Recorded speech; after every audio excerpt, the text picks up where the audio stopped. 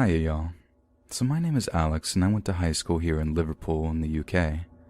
Our school was a bit different than some of the others in the area in that it offered us a chance to partake in the combined cadet force. The CCF started for us once we hit 14, and you got the choice of either the Army, Navy, Air Force, or community service. Being a red-blooded male with a liking for all things military, I chose the Army, and it was honestly one of the most fun times I've ever had in my entire time at school. Every Thursday, we got to dress up in camouflage clothing to go to school in. This included boots, berets, all that stuff, and my God, it felt cool getting into that gear and marching off to school, with like every other kid in the area who went to other schools thinking we were incredibly cool as well. But it didn't come without its hazards. You see, like most high schools, there were a few bullies that made life for the rest of us pretty much unbearable, and I was no different. One kid was intent on making my life as terrible as possible, and I'd be lying if I said he didn't succeed on a few occasions. But, little side note here, I wasn't nearly as tall or as strong as this kid. However, once I got super sick of the maltreatment and decided to get a little payback. We were playing football one afternoon during PE, which is physical education, and me and my bully were on opposite teams. I ended up marking him, basically trying to make sure he didn't get the ball, or if he did, he wouldn't have it much longer. At one point he gets the ball, kind of chuckles when he sees me as if to be like, "What are you gonna do, short stuff?" Then tries to jink past me. I just throw myself into, if I may say so myself, a near-perfect slide tackle, taking the ball out from under him and felling him like a freaking oak tree. He smashes into the ground, wind knocked out of him, appealing for a foul, but our teacher just tells him to get up, as it was a fair tackle, albeit a little rough. I can't even tell you how amazing that felt, seeing that look on his face. But that feeling paled in comparison to the anxiety I felt when I realized he wasn't about to just let this slide, no pun intended. He was clearly out to get revenge, in a big, bad way, and that was something I was definitely not looking forward to. Anyway, we ended up going on this big field trip to an army base just north of Liverpool at this place called Altcar. All the army kids are there, since there had been a lot of hype about the trip. We were to have an actual live firing session, fieldcraft exercises, stuff like that. But we were all really excited about the paintball session that they'd promised us at the end of the day. So all is going well until the fieldcraft lesson. We were given these little pallets of camouflage face paint, get split up into two big teams, and then get told we'll basically be playing a giant version of hide and seek among this big wooded area that was contained in the base perimeter. All good, right? Nope. Big nope. Because I'm on the hiding team first, and my bully is on the seeking team. So off we go, into the woods to hide. Me and a mate of mine managed to find these really thick bushes to hide in, pretty much impenetrable, and just chill there, keeping as quiet as possible, as we start to hear the seeking team, looking around the woods for us. It was such a rush, hearing people wondering where we were, being totally oblivious to the fact that we were just feet away from them. So you can imagine our absolute disappointment when someone comes stumbling through the bushes to check if there's anyone there. Now, I know what you're thinking. It just so happened to be the bully that found us. Yes, but actually no. It was one of his mates, and while my friend just legged it out of the bushes to find a new hiding place, the bully's mate sees me and pounces. These are all the rugby players, so he doesn't have much trouble gripping a short little goblin like me and holding me in place while he starts shouting for the bully that he's found me, over and over again. I struggle, I fight, but it's no good. The kid pretty much has me in a vice-like headlock, and I'm not going anywhere. But the bully appears. Just so we're all clear on what's happening here, we all pretty much are completely alone in these woods. No one can see us, and the bully guy, who's completely bent on revenge at this point, has me right where he wants me. I honestly thought I was about to die for a moment. He starts punching me in the stomach while his mate holds me still, and as much as I'm kicking and swearing and trying to break free, it's just no good. The punches start landing on my face soon after, and I begin to taste blood in my mouth, and he lands punch after punch around my head and face. Right when I think it can't get any worse, he picks a stick up off the ground, snaps it in two so that he's basically made a little spear, then starts saying how he's going to take one of my eyes out to teach me a lesson for trying to be the big man during football practice. I start doubling my efforts, kicking and screaming, and the guy holding me has to put a stinking sweaty hand over my mouth to keep me from making too much noise. It was horrendous, literally the worst experience of my entire childhood, watching the sharp end of that stick creeping closer and closer towards my eye. I could still close them over, but that sort of makes it worse. Now I'm just stood there, struggling away, waiting for the moment that sharp stick starts to push against my eyelid. Then, out of nowhere, I hear a shout. Like an "Oi, oi!" followed by a load of rustling leaves. It was one of my fellows who had been assigned to teach us fieldcraft, like this actual regular army bloke who was obviously in no mood to deal with spoiled posh kids. He throws the bully to the ground, and I feel the arm around my throat loosen and disappear as his mate turns tail and flees the scene. The bully got absolutely beasted for the rest of the day, wasn't allowed to do anything else, including paintball, and had to go for these horrible punishment runs. It caused a ton of stuff at my school, with parents complaining about the loose discipline, even though it was supposed to be the military. But after that, he never picked on me again. Maybe getting picked on himself made him think twice about the whole bully thing, but either way, school got a lot easier to deal with after that whole incident.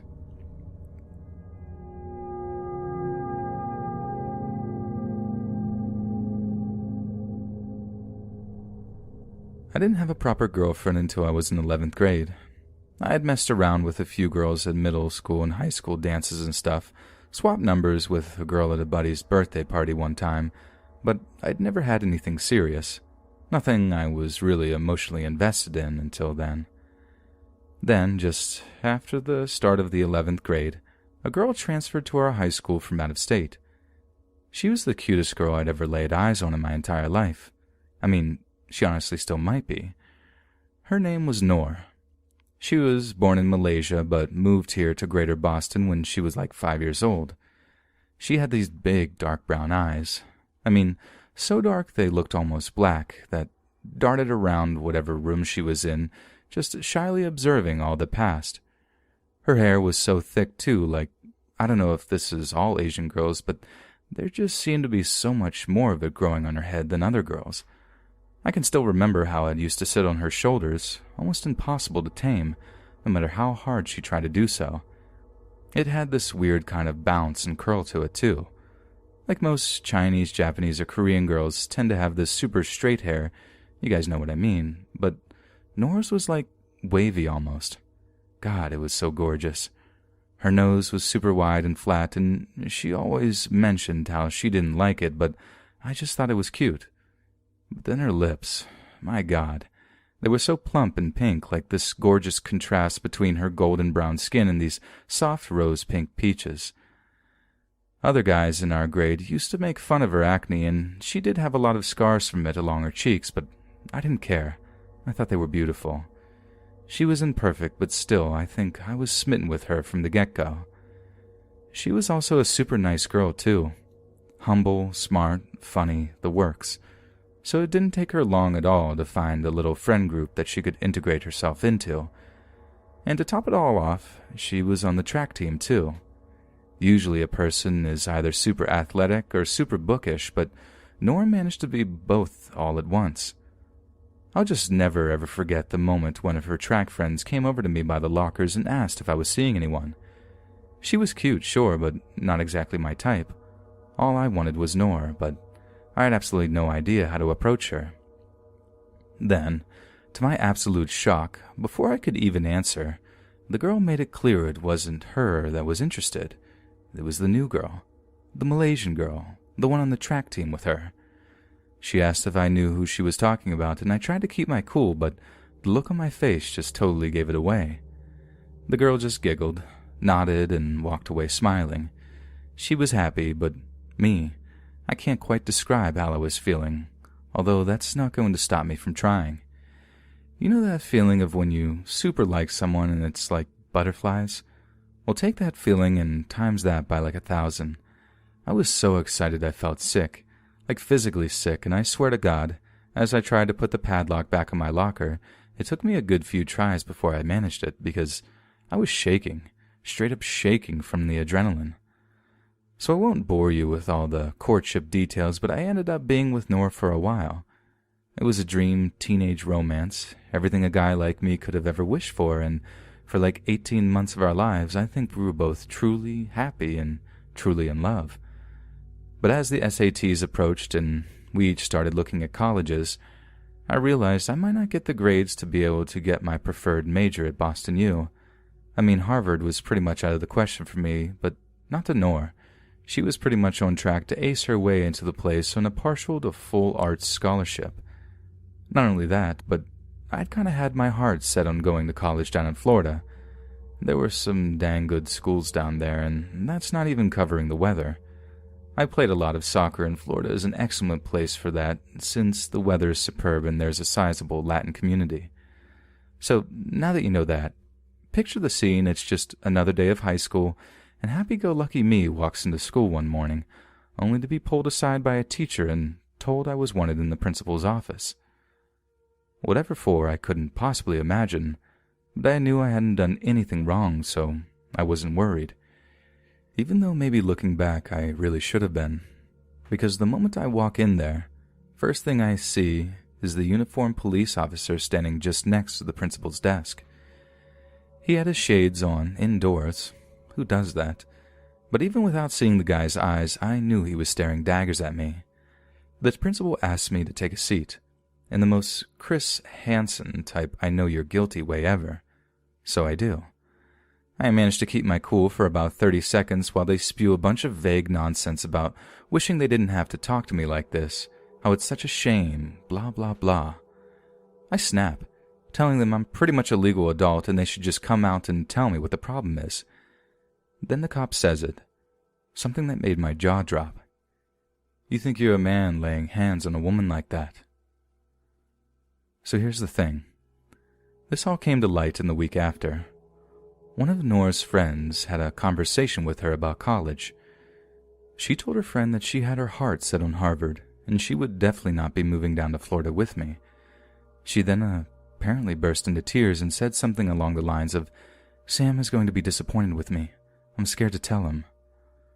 The friend then somehow interprets this as a confession that I was hitting her in private, and within about 24 hours, the entire school seemed to think that I was some kind of woman beater.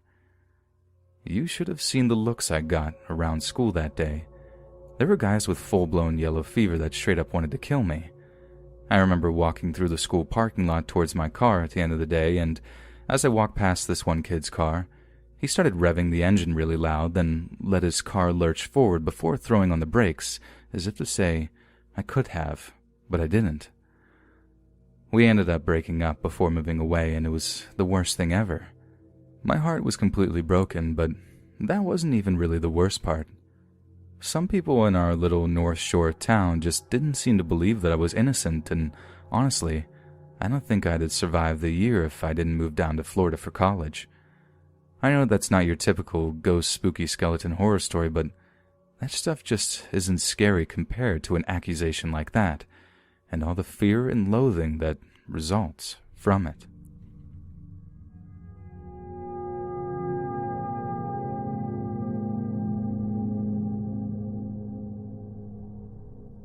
When I look back at my high school years, I always seem to remember one thing more than anything else.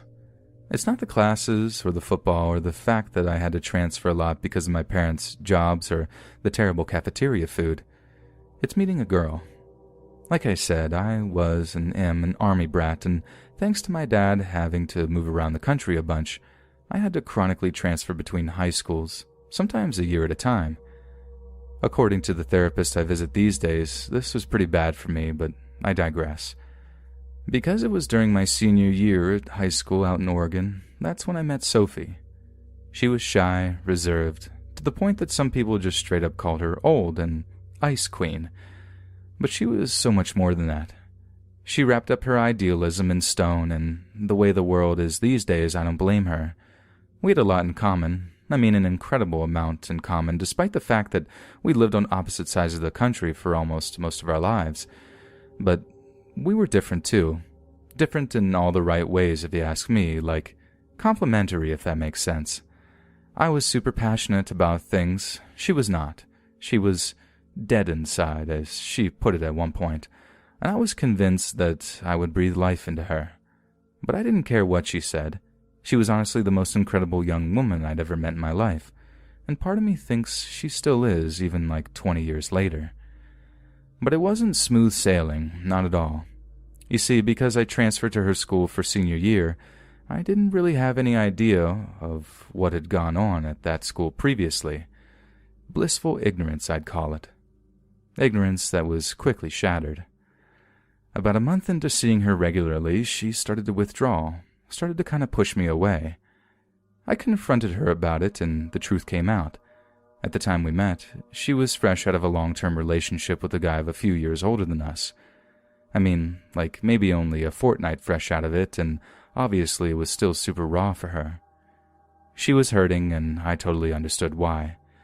But God, she was amazing, and I made it perfectly clear that I wasn't about to give up on her like that. This other dude had basically promised her the good life, marriage, kids, the works. Apparently he was a college grad with some lucrative new job in the burgeoning tech industry down in California. He made 6 figures, he was handsome, tall, pretty much everything I was not. But right when it came to her dropping out of school to start her life with him down in San Francisco, he told her he met someone else. Can you believe that? Talking her up like that, only to let her down. I don't think anyone can blame her for feeling or acting the way she did. She told me she needed space, which I was only too happy to give her. I was heartbroken, just like she was, and all of a sudden we had something else in common too. I pretty much begged her to give me another chance one night. I sneakily stole the key to my dad's liquor cabinet and drank a few glasses of vermouth. Yeah, I know, I knew nothing about alcohol. The smell that stuff gives off makes me ill even today. Enough to get me emotionally lubricated, then ended up pretty much begging her to give me a chance. She agreed too, but on one condition, that I gave her some space for like a week or two, and that we wouldn't be exclusive for a while.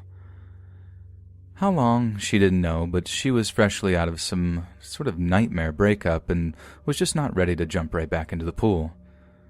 So while all this was going on, unbeknownst to me, there was a silent observer. So right in the middle of me feeling terrible over what was going on with Sophie, a 10th grade girl I'd seen around school approached me when I was walking to my car one afternoon. Her name was Josie, and she excused herself before telling me she was really sorry about what was going on with me and Sophie, how she totally sympathized with the situation, and that she hoped she could help take my mind off of it. It was so dumb of me, but I asked her out, like there and then. I think I just wanted to show Sophie that I was entirely capable of finding another girl, like I was demonstrating my value or something. It might sound egotistical or selfish or whatever, but I think some of you might agree that I was definitely not thinking straight at the time. But do you ever think straight during high school? The entire thing is just a mess of hormones and emotions and pressure and stress. It's amazing any of us make it out of there intact. I ended up going on a couple of dates with Josie, and Sophie was well aware of what I was doing. I could tell she wasn't impressed. That she was even less impressed that it was a 10th grader, but what else was I supposed to do? Just lie in my bedroom feeling sorry for myself? I had to do something, and hearing Josie say those words, "I can help you take your mind off of it." Oh my God, you have no idea how comforting that felt. How it was exactly what I needed to hear. So, we dated. I'm not sure if Sophie also dated either. I saw her walking around town with a guy at one point, but she'd been pretty open about her having a lot of guy friends, so I wouldn't have been surprised if it was just one of them. But with the time that I spent with Josie, it was nice. Really nice. She wasn't as mature as Sophie, she wasn't as self-assured, but I liked her a lot, and she really did help me take my mind off of my heartbreak. Yet, she just wasn't Sophie, and no matter how lovely she tried to be, no matter how much she said what I wanted to hear, she wasn't the girl that I had fallen in love with. It sounds too cruel to say, but Josie just couldn't hold a candle to Sophie. It was little things, like how she couldn't stand horror movies, something that is still a huge part of my life, how she was super into Disney and stuff when, oh my god, I can't think of anything worse than having to sit through another viewing of Cinderella. God, I hate that saccharine, whitewashed nonsense. Things kind of came to a head when Josie asked me to be her boyfriend. I had to be brave, bite the bullet, and tell her that I didn't want that I was still super hung up on Sophie, that I don't think I could commit myself to another girl. And the worst thing was that Josie appeared to understand. She was upset, sure, but she seemed willing to wait for me. It was only then that I realized what I was doing to her, exactly what Sophie was doing to me. One heck of a love triangle, right?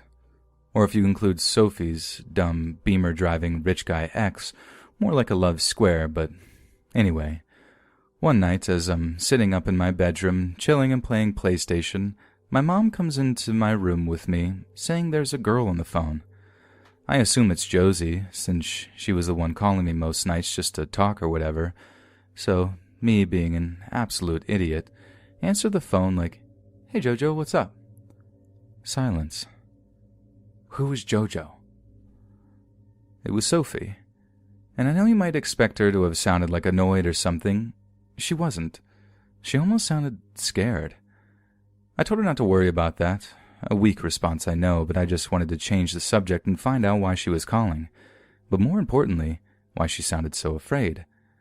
I can't remember exactly how the conversation went. It's been years, but it went a little something like this. "Did you leave something on my windowsill?" No, why? Are you sure?" "Yes, I'm sure. I'd say so if I did." "You swear to God you didn't leave anything on my windowsill tonight? You haven't been around here at all?" "Yes, Sophie. Why would I lie about that?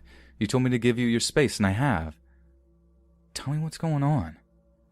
"Well, someone did." Her voice was all shaky, like she was on the verge of tears. "What are you talking about? What did they leave?" "A heart. A freaking pig's heart, or a cow's heart, or something. I don't know. But it was all bloody and gross, and there were flies all over the thing, and oh my god, I was so effing scared right now." I asked her if she wanted me to come over, but she said no. She just needed me to swear that it wasn't me that did it. So I did. I swore over and over that I would never, ever do something like that. That it was the kind of thing an absolute psycho would do, and how that just wasn't me. I told her I loved her, how all I wanted was for her to be happy. If that was with me, cool. If not, also cool. But I was not about to get all Hannibal Lecter on her, no matter how much it hurt that we couldn't be together. She calmed down a little after that, but only a little. I told her if anything like that happened again, that she should just call the cops, or that it might be an idea to do that already. Then, an idea struck me. There were a lot of guys in our school who were into Sophie, and for obvious reasons. She was smart, hot, adorable, cute, and super approachable, despite how introverted people thought she was. If it was one of those idiots, if one of them had dared scare the love of my life at that point, God, they would pay. But the next day I was hanging out with Josie after school, when I happened to bring it up in conversation. I told her the whole thing, every little detail, and naturally she was grossed out. Who would do something like that? Oh God, what a psycho. That poor girl. Stuff like that. I was really worried, but like she'd done before, Josie helped me feel better about the whole thing. How whatever criminally insane monster that had left butchered meat on a girl's windowsill was obviously too cowardly to actually confront her or do anything too violent. And like I said, Josie had this way of making me feel so much better about stuff. It's just a shame it didn't last long, and I never expected things to turn out the way that they did. Because a few nights later, I got a call from Sophie again. I happened to have a cordless in my room, something my mom and dad used to get super angry about because it drained the battery, blah blah, but I was a dumb teenager. As soon as I picked up, expecting the call to be for one of my parents, I heard panicked breathing on the other end. Jake, it's Soph. There's someone outside my house." "Who?" I don't know, but they're just staring up at my window. They wave too in this creepy way, and I'm so freaking scared right now." She sounded on the verge of tears. I'd never heard her so frightened before. I'd never heard anyone so frightened before. "What? Are your parents home?" "No, they're just out of town for the weekend. I'm just so scared right now. Please come over." "Did you call the cops?" "No, I mean, I will. I'm panicking right now." Do it. Call the cops. Then call me back. Let me know what the sitch is." A few minutes go by and the call comes back. She did call the cops, but they told her since no crime was being committed, they couldn't really do anything.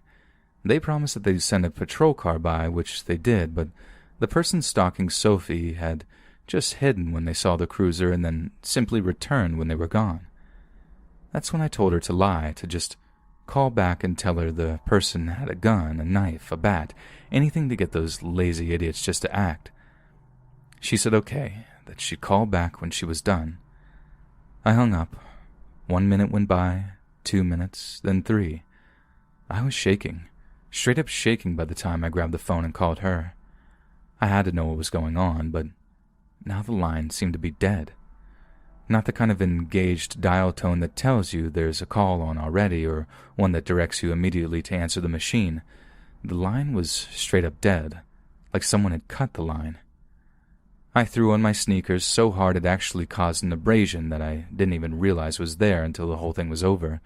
Some big, nasty, swollen graze thing.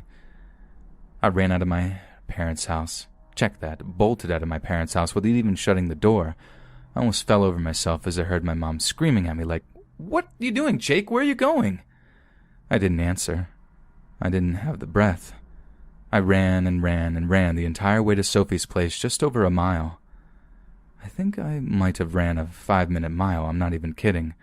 I was fighting back the urge to puke by the time I got there and saw who she was talking about. A figure in a black hoodie, standing outside her window. Only how Soph didn't see the actual effing knife they were carrying, I don't know. Or maybe I do. It was one of those combat knives with a black alloy coating. You probably know what I mean. I just slammed into them, trying to focus on holding the knife-carrying arm to the ground while I screamed at the top of my lungs for help. It was a struggle, a real struggle, but I remember the person being considerably weaker than me, smaller than me, almost dainty. I had them on their back, one hand on their arm, keeping it locked down, the other kind of like mushing their face. I don't really know what I was doing. I've never been a fighter, but when I took my hands away from their face and onto their neck to choke them, I saw who it was. It was Josie. It had been Josie the whole time. Josie had left the animals' hearts. Josie, who had been apparently making hoax calls to her house. Josie, who had gone around to scare the life out of her with that black knife. All the commotion attracted the neighbors' attention, and the cries of "help, they got a knife" apparently got the cops there much, much faster and in larger numbers, too. Josie was arrested for carrying a bladed weapon with intent to endanger life, and the fallout of the whole thing was a drama that went on for months, finally ending when Josie's family moved her out of state to live with her grandparents. She wasn't a well person, and apparently hadn't been for quite some time, even though she was outwardly presented this cute little high school girl vibe. It was all a front. She was straight up manipulative and evil, and I know that now. I'm sorry this was such a long ramble. I wish I could give you a happy ending here and tell you that me and Sophie ended up back together and living happily ever after, but we didn't. Life isn't a Disney film. Half the reason I hate those things, the other half is living up in Washington somewhere, but where exactly I couldn't care less. I just hope I never see her ever again.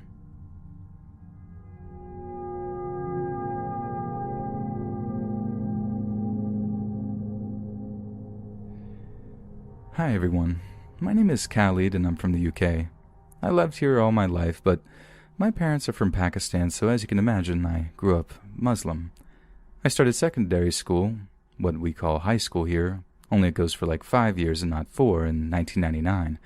And despite being one of the only Desi kids in the entire catchment area, I never had a problem fitting in. The thing was, I was always massively into football, and if I do say myself, I was pretty good at it. One PE teacher said I was a natural left-winger, and if you were good at footy and could set up and score goals, no one cared about what color you were or who you prayed to. And life was good. I had loads of mates and I cracked on with schoolwork. But that all changed one Tuesday afternoon in 2001 when I got home from school to find my mom and dad sat on the living room couch, staring at something on the TV with their jaws pretty much on the floor. The pictures showed some big tall building somewhere, smoke pouring out of one side. I thought it was fire, and well, it technically was, wasn't it? But I only really realized what was going on when I saw the second plane slam into the other tower. I actually gasped. My dad rose up from the couch, and with a look in his eyes that I hadn't seen before or since, he shouted at me to go upstairs and get on with my homework. But I didn't. I turned on the little box TV that they'd brought me to play on my PS2 and tried to soak up as much info as I could. The next day in school was one of the worst days of my life. I don't know if any of you can relate, but I can't even really describe what it was like to have people I'd known for years, people I'd have called friends, looking at me like they didn't want to be within 6 feet of me. I even caught a bloody teacher giving me a funny look at one point.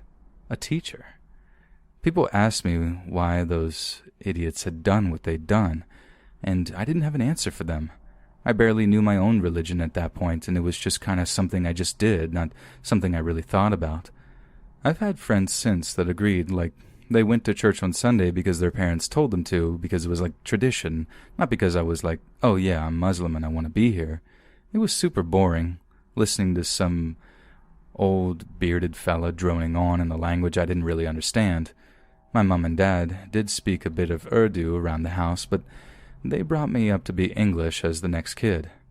Point being, and I know I might sound silly, but people thought that like we were all in on it or something, like it was a big conspiracy that all Muslims were like celebrating or whatever, which was absolutely bollocks. But try telling some of them that. So this all went on for about a week or so, and the bullying got progressively worse. It wasn't everyone. I want to make that perfectly clear. My core group of mates never deserted me, but like I said, things got worse and worse as the weeks went on. I think the worst thing is that, from things that I've learned since, that a lot of kids felt empowered to give me a hard time based on what their parents were saying at home. They didn't think it was wrong, like collectively punishing Muslims for something a bunch of backward, cave-dwelling wankers thought God was telling them to do. Yeah, there's some weird stuff in that book, but there's weird stuff in every religious book. You just focus on the good stuff about loving people and being a good person, and not how you can be ripped apart by a bear if you make fun of bald people, which is in the Bible. Go look it up.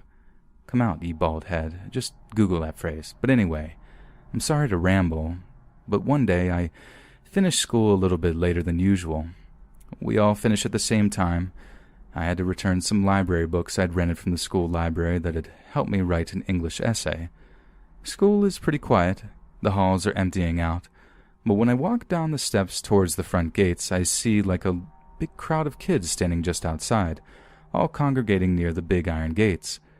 Mobs of people aren't unusual to see around schools at home time, I know, so I don't really think anything of it while I'm filing out and walking past them. There were kids in uniform, our uniform, but also kids with uniforms from other schools in the area, as well as kids in their own clothes. I walk past them, but as soon as I do, I just feel everyone's eyes on me. It was one of the eeriest feelings I'd ever felt in my life. No one likes being the subject of such attention like that. Well, maybe some do, but not me. I sort of look back and see all those moody faces just bearing down on me, and in that instant, my heart rate went through the roof. They were really obviously not out to be friendly at all. Quite the opposite, in fact. My adrenaline was pumping as I started to hear them like whisper among themselves. There he is. That's him. That's the Muslim right there. Hit him. Go on. Do it. I didn't even wait to try and talk my way out of it. I just ran. Not ran. Legged it. Sprinted. Absolutely bloody well bolted across the road, almost getting hit by a car in the process. The car beeps dead loud. The driver shouts something, and I think the noise then sends the mob into an absolute frenzy. the shouting and screaming at me as I sprint full pelt in the direction of my neighbors. I've been walking home for years, always the same route, so I knew it really well. And thanks to playing footy like 3 times a day, I was fast as anything. Big shout out to my old roommate David Oakes for chasing me up and down the left wing for years. Without, I think I'd have had my teeth kicked out there and then. But that didn't mean I didn't come close. There was one point where this big lad who was red in the face with rage actually managed to grab hold of my backpack before I shook him off and darted down an alley. With me being small, I slipped through the metal bollards easily while he had to probably turn side on to get through them. That gave me just enough of a lead to get away from them, and I think I just lost them quickly after that as I ran over a railway bridge and down another alleyway.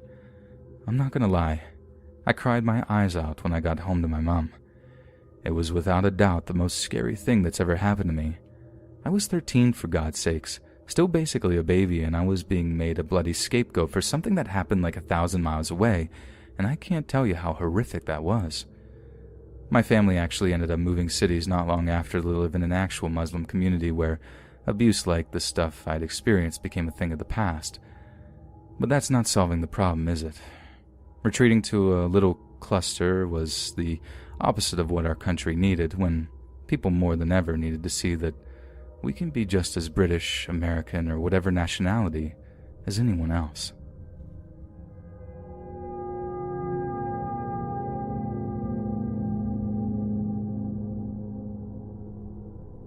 Okay, so a bit of context is required for this. Here in the UK, we have something called Bonfire Night. Those of you that have seen the movie V for Vendetta will know a little bit about it, especially that whole remember the 5th of November, gunpowder treason and plot. We see no reason why the gunpowder treason should ever be forgot. Long story short, these guys tried to blow up Parliament, and if they'd have been successful, it might have changed the course of history forever. So every November on the 5th of the month, we make like a rag doll of the main dude in question, Guy Fawkes, then throw him on a big wood-burning fire and cheer while he burns. Only as I'm writing this out do I realize how gnarly and brutal that sounds, but yeah, you get the whole thing now. So on with the story. So back when I was in secondary school, we used to finish at 2:30 in the afternoon. I can practically hear the gasp already, since most schools don't kick out until like 3:30 to 4 o'clock, with some posher schools even going until 5 p.m. But there was a good reason why this was the case for us. I lived in a pretty rough area of Liverpool where there were 2 rival schools within spitting distance of each other.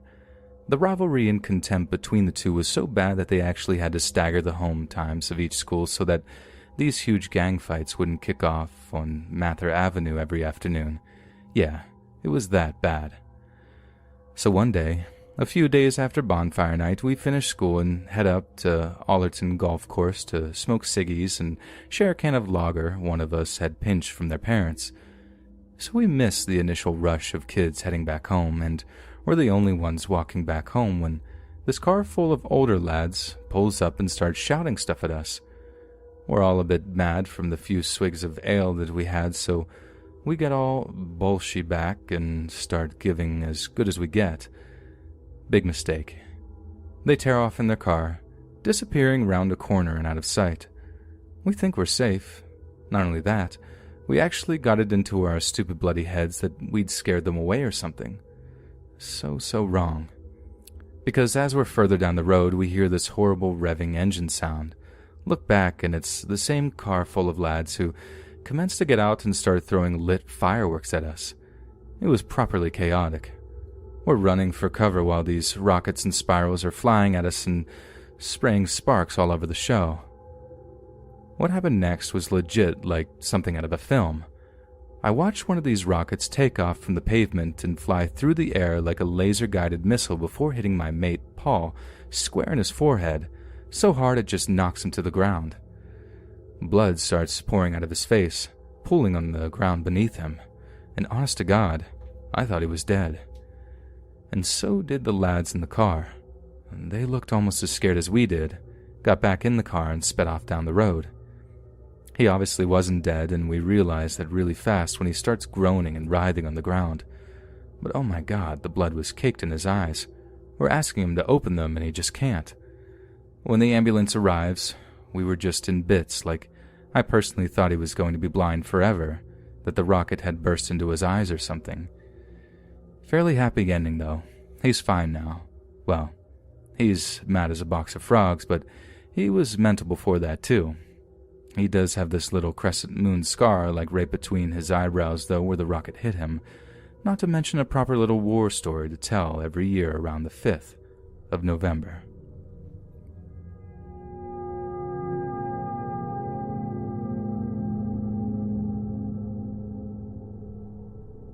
The scariest thing that ever happened to me in high school might not be as traditionally scary as your traditional ghost story.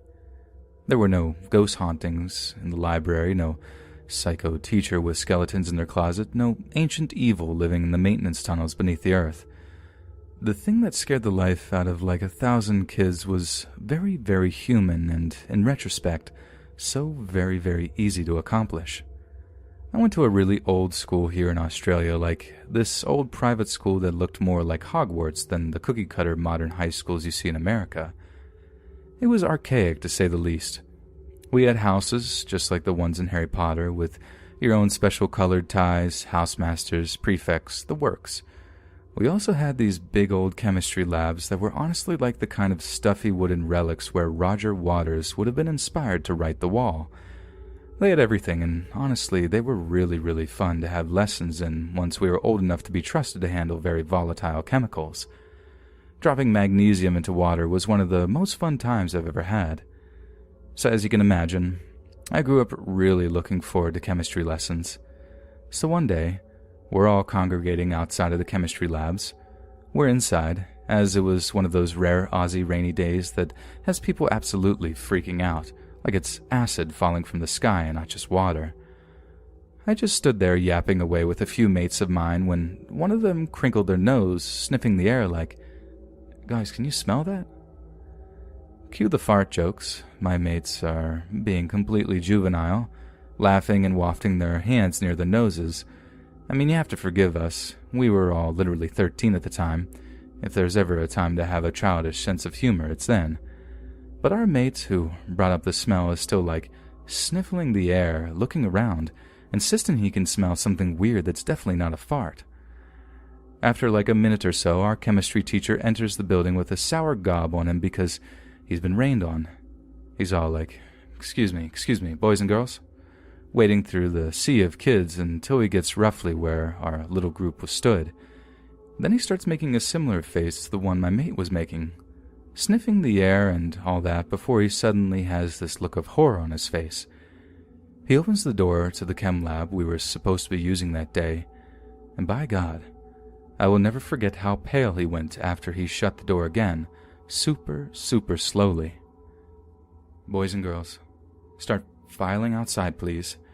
Make your way towards the dining hall, single file, please." He was trying to stay as calm as possible, but you could hear the terror in his voice. "But sir, it's raining outside," a girl in our class spoke up, and the look our teacher then shot this girl like he was going to bloody hip-toss her through a window. She didn't say anything after that, and we all just walked through the rain towards the dining hall. For those that haven't worked it out yet, I'll break it down. Someone went into the labs, somehow got into a locked room, I think went through an open window, and turned on all the bloody gas taps. All of them, to fill the entire room with flammable gas. All of it would have taken is one little spark, and that would have been like 100 kids dead, surely. Like I said, this isn't your traditional scary story. I mean, it wasn't even scary at the time, it was just confusing. But I remember knowing something was wrong. I didn't know exactly what, but looking back, it absolutely terrifies me to think how close we all were to a horrible, explosive, fiery death.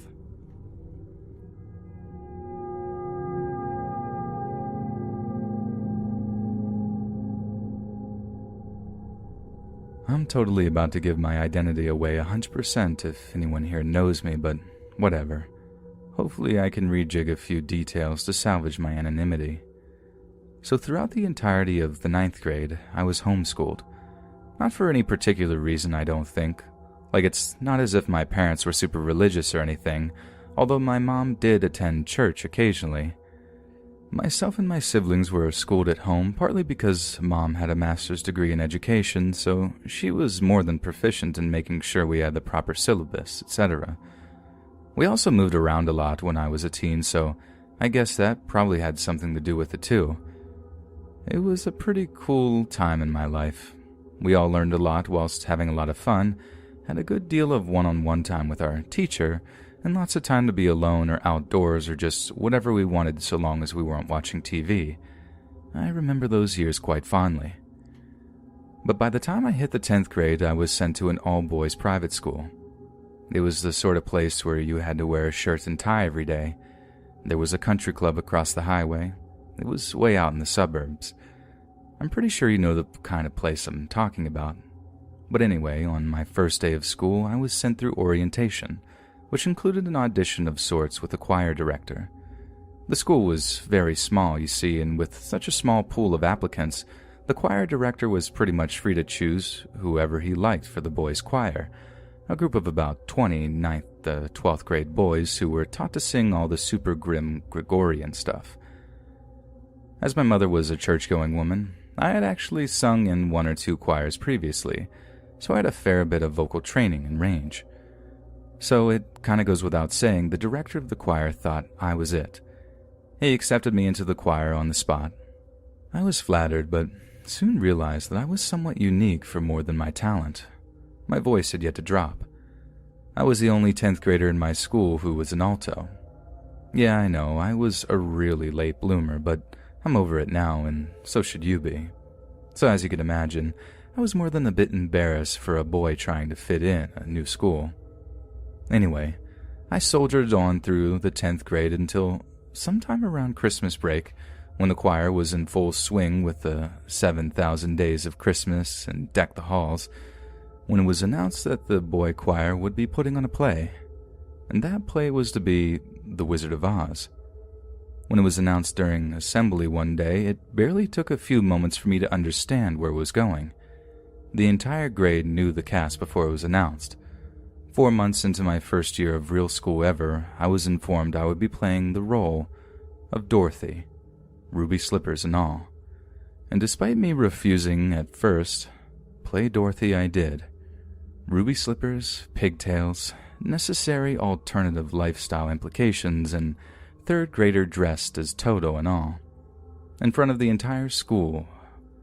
You don't know embarrassment until you sing Somewhere Over the Rainbow to a crowded auditorium of all male squash players. It was the most terrifying, humiliating event of my entire life so far. I puked beforehand out of pure nervousness, and I puked afterwards out of pure shame. Not long after, I dropped out and continued to be homeschooled until I was able to take the pre-college SATs. I just couldn't carry on at that school. Hey friends, thanks for listening. Be sure to subscribe and click that notification bell to be alerted of all future narrations. If you got a story, be sure to submit them to my subreddit, r/Let's Read Official, and give and receive feedback from the community, and maybe even hear your story featured on the next video. And join my Discord to interact with me and other listeners directly. And if you want to support me even more, grab early access to all future narrations for just $1 a month on Patreon, and maybe even pick up some Let's Read merch on Spreadshirt. And check out the Let's Read podcast, where you can hear all these stories in long compilation form and save huge on data, located anywhere you listen to podcasts. Links in the bio. Thanks so much, friends. And remember, I'm a vampire.